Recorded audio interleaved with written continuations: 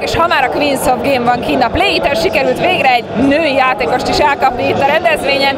Szeretném, ha bemutatkoznám, mondj magadról pár szót, illetve hogy mi a nick neved, az a legfontosabb. Sziasztok, Lesták Laura vagyok, a nick nevem Bagarasz, 22 éves vagyok. Melyik csapatban játszol? Hát itt nem offenzív teamnévben indultunk, viszont most úgy fogunk indulni a legtöbb versenyen, ESL-es meccseken is, hogy obscure. Mióta játszol, illetve mivel azzal kezdjük, mert ezt én tudom, de a közönség nem tudja egyelőre. Season 3 óta játszok, egészen a végén kezdtem, akkor még csak elég hobbi szintűen, és úgy egy fél éve kezdtem komolyabban játszani. Mindig is support, tehát támogató voltam, valahogy ez állt rám, és... League of Legends-ről beszélgetünk, ugye? Hogy kerültél a csapatba? A fiúk meghívtak, láttak valahol, vagy ismerősek voltak? Hát ebbe a csapatba úgy kerültem, hogy volt egy ismerősöm, akivel ketten kitaláltuk, hogy csináljunk egy csapatot. És úgy magunkhoz szedtünk még 3 embert, majd utána nagyon sokat variáltunk a tímen, és úgy augusztusban volt az, hogy egy másik sráccal ketten új csapatot kezdtünk alakítani, aki abban a csapatban volt. És így szépen lassan gyűltünk össze. Valamelyik csapattársunk még csak 2-3 hete játszik velünk. Akkor ez egy eléggé friss összeállás ezek szerint. Ugye most a Play-Iten indultatok. Hogy készültetek? Volt-e valami taktikátok?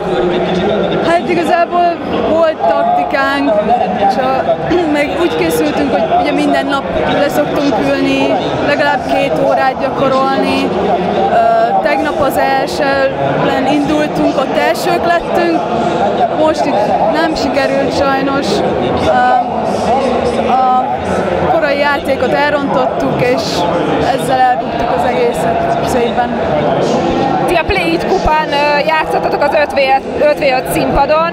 Mi volt a probléma egyébként? Mi volt az, amit elrontottatok? Hát mondom az, hogy az early game-et toppon elment, a jungle nagyon sok ganket csinált az enemiben. Bocs, hogy ennyi angol szót használok, mert ezt szoktam. Úgyhogy nem vettük annyira gyorsan észre a rossz helyzeteket. Utána volt egy kis visszajövetelünk a játékba, de egy teamfightnál megint elrontottunk valamit, és így borult már akkor az egész. Mennyire viselte meg ez a csapatot, mit gondolsz? Beszéltetek erről, hogy hogyan tovább?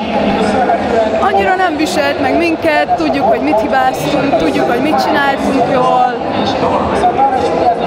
Igazából pozitívumként fogadtuk ezt az egészet. Nagyon helyes. Mik a következő, a közeljövőbeli terveitek?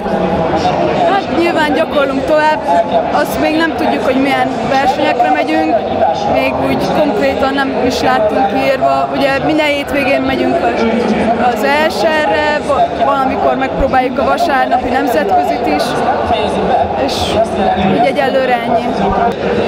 Mi a csapat jövőbeli terve? Mit terveztek az elkövetkezendő időszakban?